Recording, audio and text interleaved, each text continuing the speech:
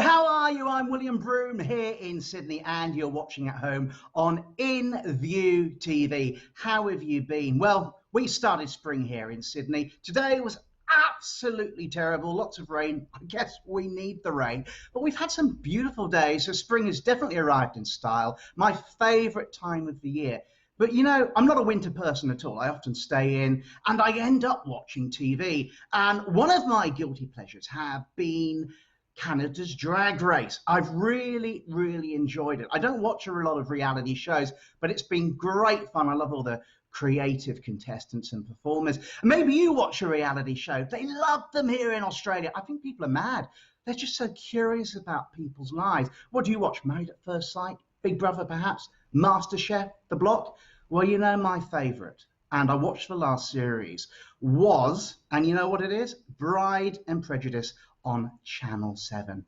And my favourite people, I love them all, but my favourites in it were Jess and JoJo. And in a moment, we're going to be interviewing them. They also, of course, host a show called What Matters here on InViewTV, and I'm really excited. But before we meet Jess and JoJo from Channel 7's Pride and Prejudice, let's find out a little bit more about them. I can't wait. Baby, I swim across oceans sitting next to you. We do everything together. We are so happy. Baby, you spin around the world just to walk next to me. We actually just got engaged. But the problem is, my parents don't support same-sex relationships. I never thought in a million years that my daughter will tell me she's in love with another girl. We're getting married in 4 weeks' time. I can't say yes. I can't be there, Joanne. What she's doing, it's not right. It's not wrong either. I believe in the word of God. I don't want to marry another girl. I want to marry a boy. You say you love your daughter if she's crying herself to sleep. Why is Joanne's crying herself to sleep? Because she wants her dad to walk her down the aisle. All her other sisters got it, and because she's gay, her dad won't walk her down the aisle.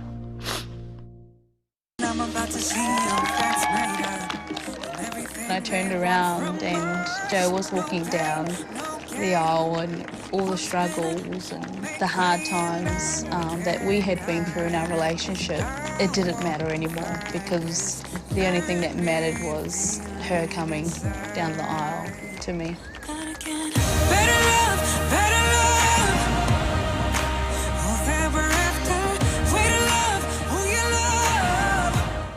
You may kiss your bride.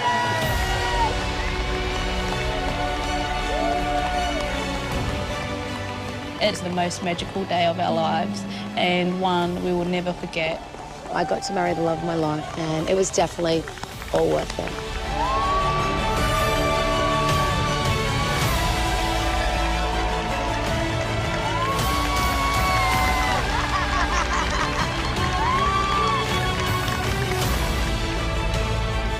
It's all about passion, it's all about change, it's all inclusive every day of the week. When the world comes together, united as one, sharing stories through the eyes of InViewTV. Hey, good evening, everyone. Welcome to What Matters. We are JoJo and Jess, and we are so excited to have you tuning in tonight to celebrate our second episode. And I just wanted to say a quick thank you to everyone that tuned in last week. We had a huge first show.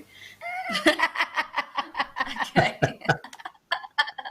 Oh my God, that was a great video. I really enjoyed that. And welcome, Thanos. Welcome. Thank you Hey, so girls, much how are ya? for, you know. Wow, What Matters here on InViewTV, and of course, Pride and Prejudice on Channel 7. In the house, joining us live from Brisbane, we've got Jess and JoJo. Welcome to our home here on OvoPlay, YouTube and Facebook on InViewTV. How are you doing? Oh my God. Thanks for having us Thanks for on. a great introduction, actually. Like, we want to do it again. We just got to find another network to pay for our goddamn wedding. We need to make you stars Take Two. We need a sequel to that. I'm not talking about the divorce. I'm talking about a happy life together. She's not going anywhere. She's stuck with me for life. I'm loving you both already, and we've barely begun the show. Now, I'm a reality show junkie. For those of us who aren't, tell us, what is Pride and Prejudice? Sum it up. Okay, so Pride and Prejudice, I guess, is a show where two people are madly in love and want to get married and spend the rest of their lives together, but there's a family member, there's someone there that opposes their marriage. For us, it was our parents, I guess, due to their strict Catholic beliefs. So, you know, it was really documented our journey leading up to the wedding, and I guess really influenced by lots of wine.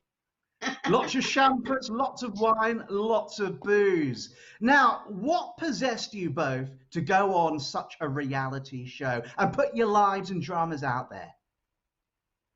Oh gosh, look, to be honest, I told Joe from the beginning, I was like, no, I hate cameras, I'm not going on it, I can't stand it, I'm not going to do that, blah, blah, blah, blah, blah. And then she was like, but what about people who are like us?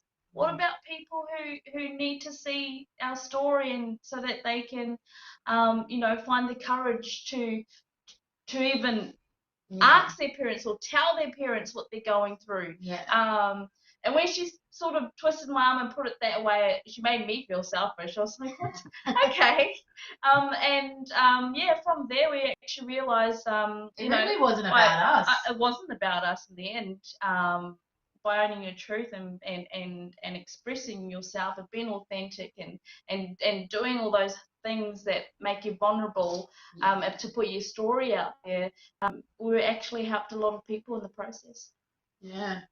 And JoJo, you come from a Christian Lebanese family from Queensland, and Jess, you come from New Zealand. Would I be correct in thinking that you come from a Māori background? Would that be correct? Yes, that's correct. Yep, I'm from New Zealand, little small town called Kaitaia, right at the top of New Zealand. I was brought up around the coastal areas, the beaches, the forest. Little country girl. Little country girl, really. And of course, good day to all our Aussie viewers, and kia ora to all our viewers in New Zealand. Kia ora, thank you. I must ask, how did you both meet? Oh, well, we met on a magical app called Tinder, where we like swiped into each other's radars, and it was actually quite funny because Jess's friend was playing Cupid on her phone and was actually swiping all of these girls, and we all have those friends that are like, can I just have your phone? And you go away and you come back and you've got all these ting ting tings going on your phone. You're like, oh, who is it? Who is it? Yeah, and she magically swiped Joe for me, and I didn't know until the end of the night when I was about to go to sleep, and then I got this message. Yeah. And I looked at my phone, I was like, oh wow, oh, you're beautiful. So I started replying back to her, and we just talked and talked and talked, and it was just beautiful, really genuine, natural conversation. And I was like, well, this is actually probably, you know, the 1 in 100 decent people you get to talk to on these things. We actually having a conversation, just talking about general stuff, and we kind of just chatted for hours that night, and then we chatted the next day, and then the next day, and then I was hosting a night looking after a DJ that night, and she ended up being in the city. We literally messaged each other at the same time, and I'm like, yeah, come to this club, and what do you know, she rocked up with her crew. That's adorable. I love hearing people's love stories and how they met. Was it love at first sight? Oh yes, absolutely. Definitely. It was funny because when we got to the bar, when I got to the bar, and I'll walk through, and you're kind of nervous because you're meeting someone for the first time. Even though you've been talking for several days, you still got to meet them. And it was like, oh my God, I'm getting a bit nervous now. But as we walked through and the place was packed, it was just some magical, I don't know what it was, I don't know, it must have been the energy. The energy just drawing us together. But we, out of the whole crowd of hundreds of people, we just walked straight boom, smack into each other. We're like, oh my God, it's you. And when you meet them, you're like, wow, they're actually more beautiful in real life, because normally you're like, oh, actually, that doesn't look like them on the photo. Now, Jojo, anybody who watched Pride and Prejudice on Channel 7 will have met your mother and father. Now, your mother doesn't pull any punches. She doesn't hold back. She speaks her mind. Jess, do you remember the first time you met Jojo's mother and father, and what was it like? What was their reaction? Oh, okay. Well, Joe. So there was a family function happening, and I went along. See, this is the thing, the deal. The siblings knew about me. The cousins knew about me. The nephews and nieces knew about me. Everyone at the party knew about me, except for Mum and Dad.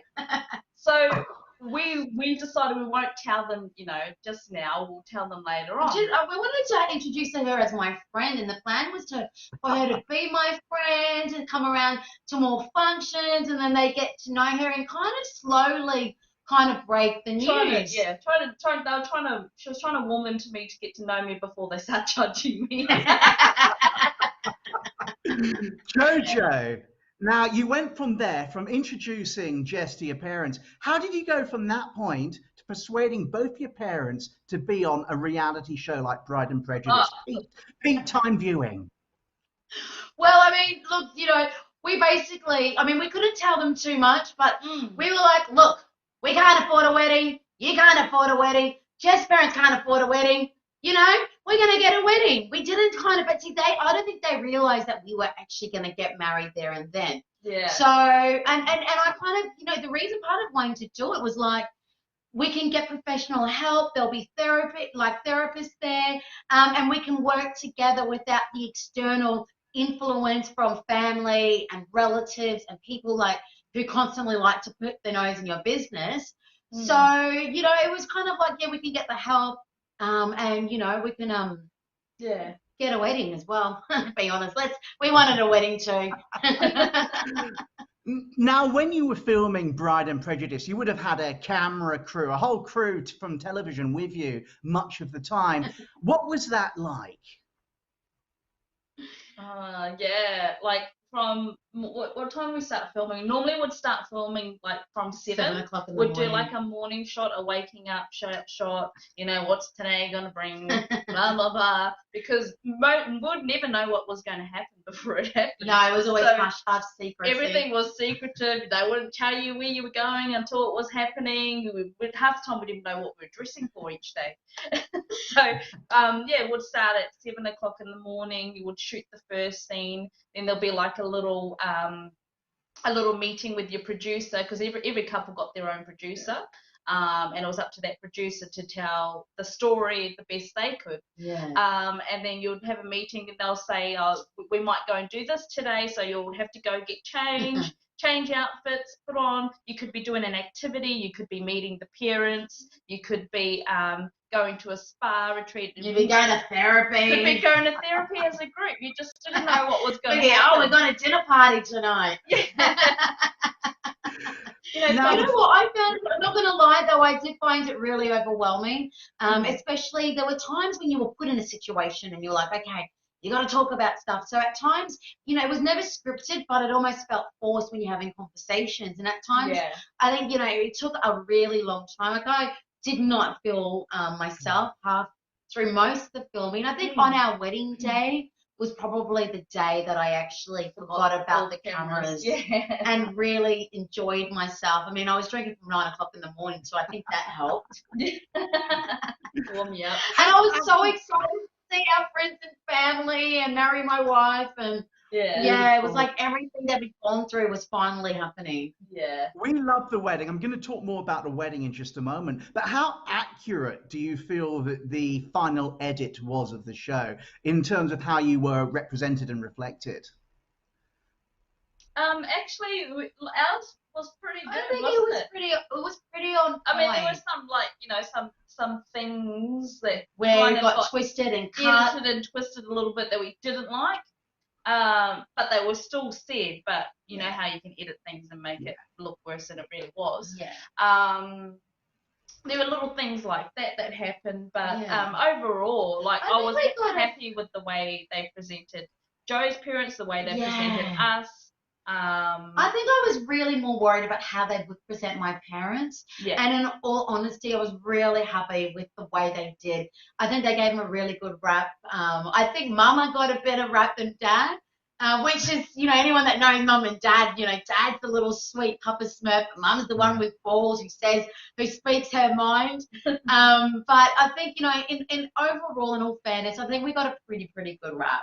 You know, we kind of knew things were going to get twisted and they were going to edit and do what, you know, whatever with it. So overall, yeah, I think it was fine. It was good. Now, JoJo, we spoke yesterday and you said it was okay to talk about this. And it was a very touching moment, probably the most emotional moment for me during Pride and Prejudice, when your mother was talking about your twin sister. And she was saying that she'd say to your father, they look identical, I don't know which is which. And your father would say, call their name and they'll come running. Tell us a bit more about your twin sister. What was her name? So my twin sister's name was Diane. We were identical. And sadly, she passed away. She drowned on Boxing Day, which was 2 days before our birthday, for our 6th birthday. I guess, you know, people would always say that, you know, our family and friends that knew us, she was a little angel and I was a little devil. I was always a little, you know, the cheeky one. And so we really were, you know, almost chalk and cheese, you know, but she was, just a beautiful girl. And you know, that episode when they did show that, because my parents, you know, we didn't, when my sister passed, we never spoke about her death. You know, it was almost a closed topic. And then to actually see my parents speak about it, I think everyone who watched that episode was in tears and crying and was emotional. You know, like I said, we never spoke about it, and it was nice, but it was really also overwhelming and emotional hearing Mum and Dad talk about her. For me, as somebody who identifies as gay myself, and you were both together in a same-sex relationship, I think it's so important to have role models such as you, JoJo and Jess. And I have to admit, and please forgive me, at the beginning of the series, I felt so angry when I saw your mother and your father being so against the marriage. I felt, in this day and age, this is terrible. But I know it still goes on. You know, it's not that rare still. But throughout the series, I found myself sympathizing and empathizing and having compassion for your parents. And at the wedding, I know your father didn't make it, but your mother, JoJo, did. And that was just beautiful to see. How did it feel to have your mother there, JoJo, after everything you'd been through as a family? Oh, look, you know, I remember the moment they bought her car. I was standing at the top waiting for my bridal party to come. I stupidly, I'm filming and I didn't even think that they were going to bring my parents. So I saw the car coming and I thought it was a bridal party, and the next minute I saw it was Mum and I'm like, fuck, it's Mum. You did actually swear too. I did. And I was really so grateful. Yeah. Really grateful that she decided to come. And I knew it was such a hard decision for her because, you know, she's someone that always stands by her husband. She really respects my father. And it was, you know, and watching the show back, I felt like it was so hard feeling like I'm making her choose between me and Dad. And that was never the case. I think I wanted, you know, maybe people will say I was selfish for wanting my parents to be there, but I think, you know, not selfish because it's one of those things that only happen once in your life, and you want to look back on the videos and the pictures, and you want to see them in there, like, you know, my parents are in every picture, and I feel sad when I flip through our album and we don't see her dad in there. Like, it breaks my heart. So it's not a selfish thing to want someone that you love so much be a part of, you know, the biggest day of your life, really. Yeah. Now, Jess, I've focused so much on JoJo's family, and of course Pride and Prejudice did too, but some of your family came over from New Zealand. How did it feel to have them there?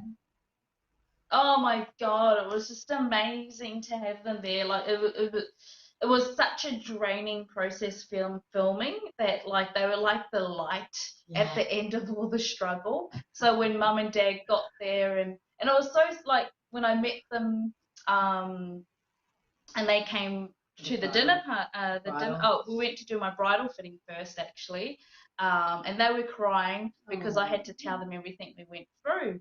And there was a moment there, I don't know if people can remember, but I don't actually, did they show it?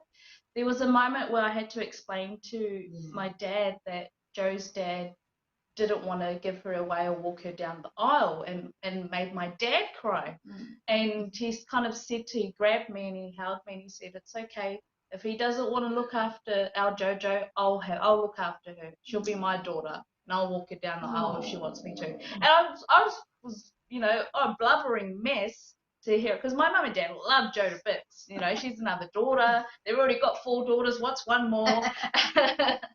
So yeah, when that sort of scene happened, you know, I was just so blessed to have such loving parents that loved me unconditionally, you know, that didn't care that I was gay, didn't care about all that. All they were happy was that I was happy. Yeah. That's all that mattered to them.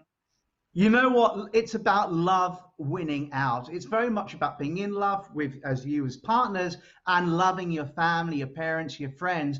And Jess, your parents were there. And it sounds to me, JoJo, like your parents, your mum and your dad have come round. What's your relationship like now, JoJo, with them?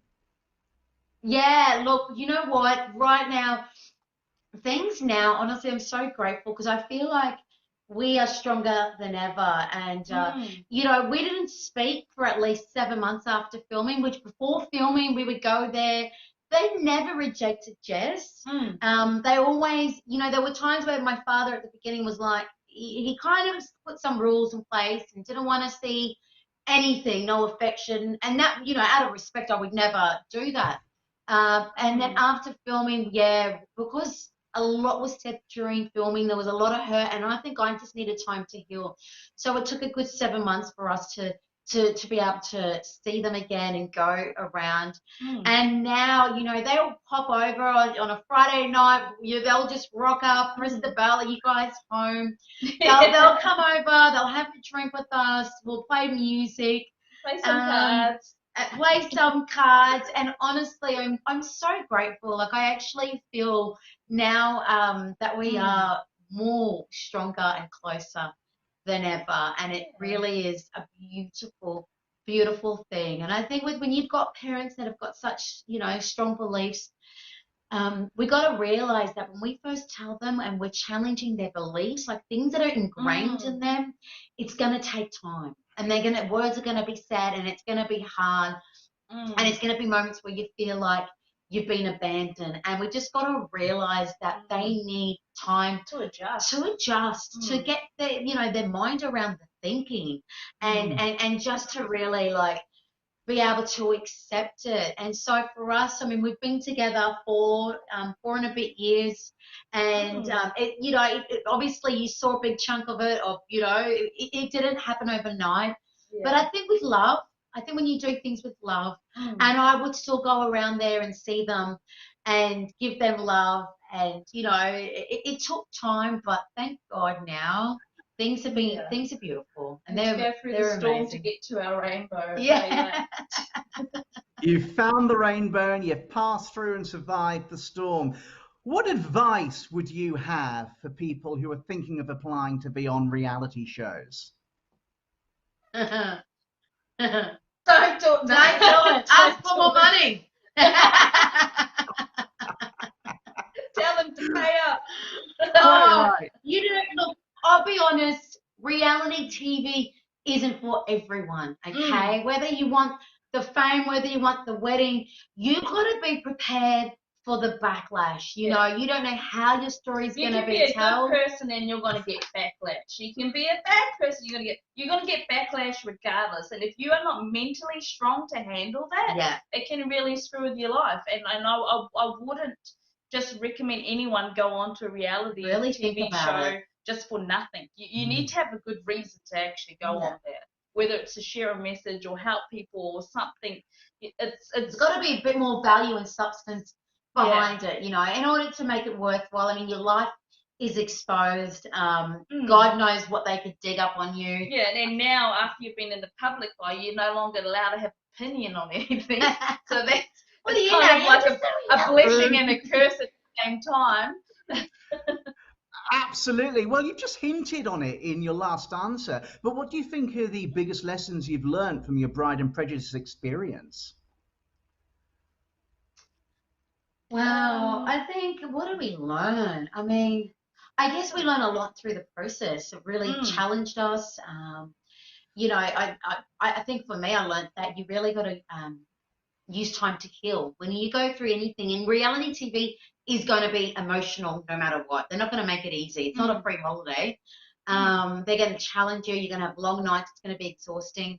And for me, it was the healing process afterwards. I was like, you know, that's why it took about 7 months to be able to go around to my parents and just to really connect back within myself, do some healing afterwards, whether it's meditating, whether it's bloody therapy, whether it's breath work, whether it's anything mindset. I think, I guess it taught me, I guess it was grateful that we got to fight for our love and be a voice for the people. Yeah, I think for me, that's what the major, my takeaway was from by being vulnerable. And anyone who knows me knows I hate cameras. Look at me now, I'm bloody doing the show.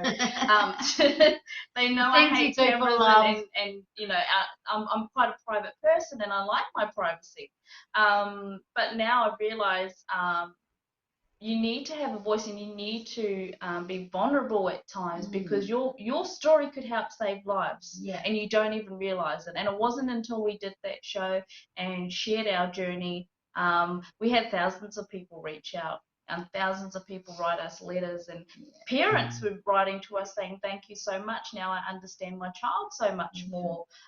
There were just, you know, there were so many positives that came that way, that outweighed anything else. So that's what I was grateful for. And one of the wonderful things is that you've been seen beyond Australia's borders. I understand Pride and Prejudice has been shown in New Zealand and places such as Belgium. So congratulations on that. Now, moving forward beyond Pride and Prejudice, you are two of my colleagues here on InViewTV every Tuesday evening at 7 p.m. What Matters? Tell us more. Yeah, so I guess What Matters, you know, I think people, anyone that knows us, would know that we're really, really passionate people, and we care about we care about all sorts of things. We care about humanity, we care about being a voice for people, we care about sharing stories, and we really wanted to create a platform that could really give us the opportunity where we could bring people on. And I think for me, everyday people from the public, people who are out there doing good things for humanity, and for their community. Yeah, and I feel like we focus so much on celebrities, we focus so much on TV stars, and to me there are so many more other amazing people, just everyday people. Everyday people who are doing real work out there, who are being a voice, who are healing, who are sharing, who are caring, who stand for something. And because, you know, I think if you don't stand for something, you'll fall for anything. And for us, I think it was just an amazing opportunity where we could really have that platform where we could share people and just their stories, and really hopefully be able to encourage people to, I guess, really, share and love, and I don't know. You had a wonderful you had a wonderful guest on the other week. I think it was to do with mental health issues, and it's so important, isn't it, to get these stories out there to help people, because right now many people out there are feeling very vulnerable, very isolated, and they need people to reach out to them. And you're doing that, aren't you? And that was exactly it, because what matters, everything matters. Your mental health matters. You had an amazing guest on last week talking about eating disorders, thing I've suffered with. These things matter, and there's not enough people talking about these topics. And I think it's important to connect with everyday people, and not just to be, you know, mistaken and misguided by fame and celebrity, when I think sometimes we can be deluded by that. So to me, it's about really getting everyday people out there who are really, really care about, you know, sharing their stories and making a difference. You know, there's so many things that we could talk about, things that are happening now in today's society. You know, we're a bit of, you know, truth seekers. whatever that means. Freedom And so fighters. freedom fighters, having been a voice. And, you know, I mean, like, you know, I think with reality, whether you are in the public eye, you're going to get scrutinized if you have an opinion. Yeah. But sometimes I think, you know what people think of me, their opinions actually mean nothing compared to what we can do for people and how our message, and, you know, we'll you know, despite sometimes being criticized, we'll get messages and saying, thank you. Thank you for speaking up. Thank you for being the voice. Thank you I for think doing that's this. what it is. You know, when I do my shows and I watch other shows of a similar format, whatever it is, I see messages from people and say, thank you. Because we live in the suburbs, we live in regional Australia. We're not in the cities, but you're reaching out, you're connecting with us, and you're bringing issues to us. And I hope that in some way, and I don't want to sound like I'm blowing my own trumpet, but in some way, we're helping people. But of course, what matters is every Tuesday, 7 p.m. on InViewTV. Now, I'm looking at you now. You look so in love. You look so together. You're at one. What is your secret? Oh, what's the secret, babe? Oh, happy wife, happy life. Happy wife, happy life. She just fed me before we came on the show, so I'm happy. I just poured her a wine. She poured me a wine, you know. Keeps the wife happy. Women. You know, I think really there's so many. It's not just one thing, you know. It's being, you know, I guess. We make a good team. We actually really do. I don't know if it's just because women just click, like we just click. We just know, just do the dishes, don't make me ask you. Like, just can you fold the washing? Can you put your own washing away? No, see, women, they just click. They just do it. They don't have to be told. That's probably one of the good things about us. Sometimes I can slack off and Joe might, you know, slot me back into the on the TV playing her PlayStation, and I'm like, oh, did you not put the dishes away? I love it. She could cover my look. Yeah. But no, we make a really good team, and we're both very fair, and we're always listening helps a lot, and people, guys might laugh at that, but listening really does help. And then sometimes your partner pretends they're listening and they're really not, but when your communication skills are there, and we're open and honest, and you're very open and honest.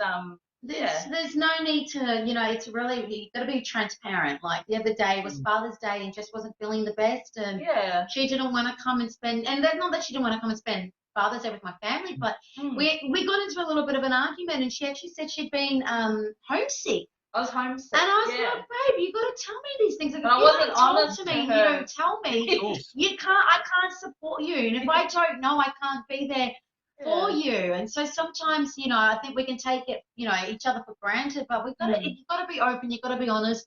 And I think for us, it's always been really easy, you know, and I've been in relationships where it's been so hard. And guys, if you're out there and you're listening and your relationship has been hard, like it's not always meant to be easy, but it's not always meant to be hard. And so I think sometimes, you know, when you've got to listen to your soul and you know whether things are right or wrong, and if there's been times where it just continues on and you're expecting someone to change and then they're doing the same shit 5 years later, they're never going to change. Okay? But you got to just grow some balls and grow some strength and ask for some guidance to give you the courage to, you know, really move forward and take you where you're and know your worth. Now, know your worth, very important. Always know your worth. But I think, Jess, you spoke about something very important. You talked about not only good communication, both of you, but also you felt homesick for New Zealand. And I think at the moment, what we're going through, we often forget that a lot of people living in Brisbane, Melbourne, Sydney, other Australian cities are from elsewhere. They're unable to leave Australia for whatever reason, or it's very difficult to leave. And their families are overseas. Mine are in the UK, for instance. My partners are in Ireland. How have you both coped during this COVID-19 period?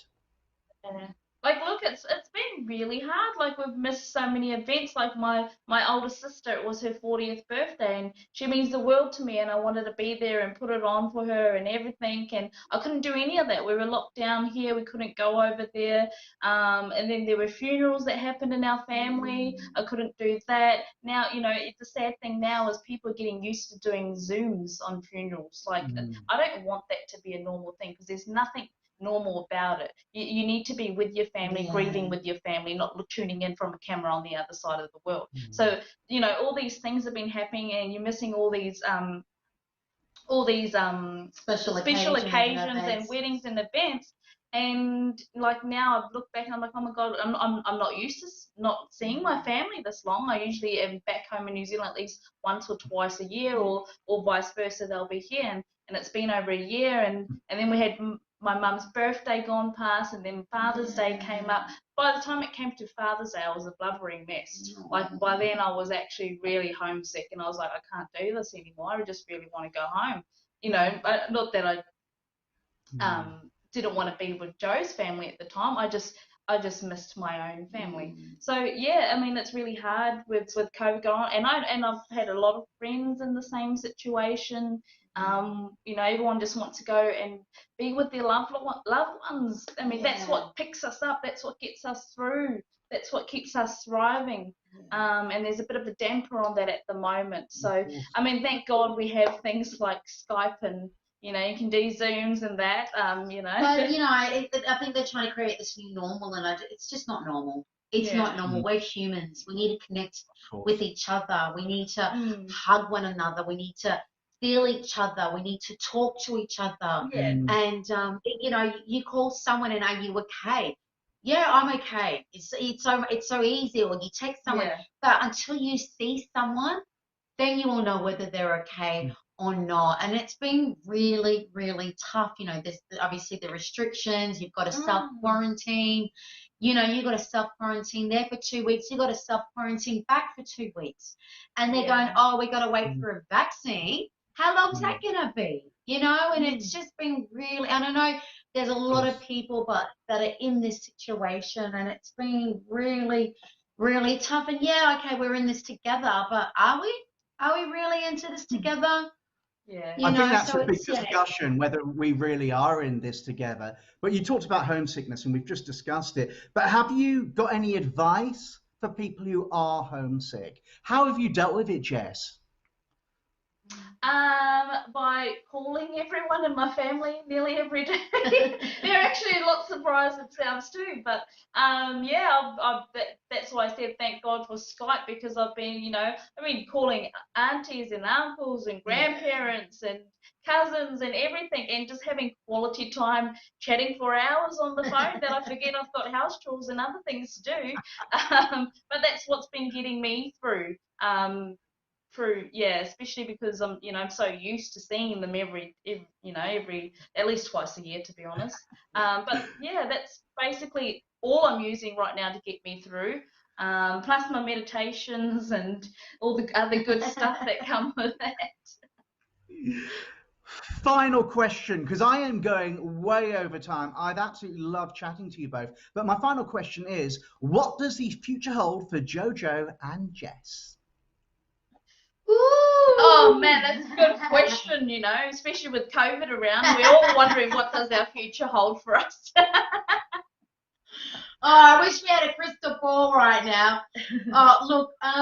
Look, you know, I don't know if you know, but Jess is a beautiful singer. She's got a beautiful voice, and she's in a band with her brother. We're in a band, 2-5, and you know, we just started at the beginning of this year, and we're like, yeah, off to a rocking start, and then the whole world shut down, and there was our limelight to go out on the stage. So we're kind of waiting for the world to kick back in again, so we can start performing out in public and release some music, and so that's my love, my music, and what else are we doing? We've got the show. We've got the show. You know, I coach self-love. I've got a beautiful program that I've put together online. Unfortunately, I've been really consumed with work. I've got a full-time job as well that keeps me very busy. And so I'd love to just plug back into that, because I think that's really what I We're going to need that right now. Joe's self-love course, it's amazing, and we've had some amazing girls that have come through it, and they remained our good friends, and that have been on antidepressants for eight years. Have done my course and have finished the course, and congratulations. Back to taking their antidepressants, which has been really overwhelming, because at times when you really doubt yourself, and then you actually do, and you follow what's in your heart, and you get those type of results, and it's been really, really beautiful. Really want to tap back into that. But I'd love to really see Jess sing more. I'd love to see her her use her voice to Now, share that with. talking of singing, look, you can't talk about singing, and I cannot let you go without you giving us a verse or something of a song, Jess. I want an exclusive here. I want to hear your voice. Give us a I'm not even song. the main singer in our band. I actually play the bass. Ah, well, you could improvise. But I bet you've got a beautiful voice. Every New Zealander I've known, like the Welsh, have amazing singing voices. You sure you don't want to give us one? She does. She's got a beautiful voice. And then I'm part. I've got a bit of Irish blood in me as well, and the Irish like to, get kicking after a few beers, and They certainly do. They like to have their little. They like to have their little fiddle, a little sing song. Yeah. Jess and JoJo, you have been fantastic guests. I've really enjoyed chatting to you. I loved you on Pride and Prejudice, as did so many of our viewers. And of course, you are my colleagues here on InViewTV on What Matters every Tuesday at 7 p.m. Thank you so much in Brisbane. We've loved having you on the show. And please, in future, join us again anytime, be our guests. Thank you. Absolutely. We'll have to come in for a live stream, and you can hear Jess sing next time. I'll bring my guitar. Bring your guitar, bring your band, and let's have a jam session. Thank you for having us. Thank you so much. Thank you so much. Thank you. Wow, having Jess and JoJo from Channel 7's Pride and Prejudice, and of course InViewTV's What Matters, has been an absolute joy and an honour. Actually, I've got to admit to you, this has been one of my favourite shows. I can't let you go without thanking our executive producer, Bruce Mott. Thanks for all your hard work, Bruce. But most of all, I do it every week. Who am I going to thank? You, the amazing viewers. We've loved having you on board. Thank you for sticking with us and giving your support. Please keep watching, because as we go through the season, we're going to have some amazingly inspirational and fun guests. Join us every week here on At Home on InViewTV at Australian Eastern Standard Time at 7 p.m. every Wednesday. Until next time, have a fantastic week and a superb, fantastic, fabulous, I love you all, weekend. Bye-bye.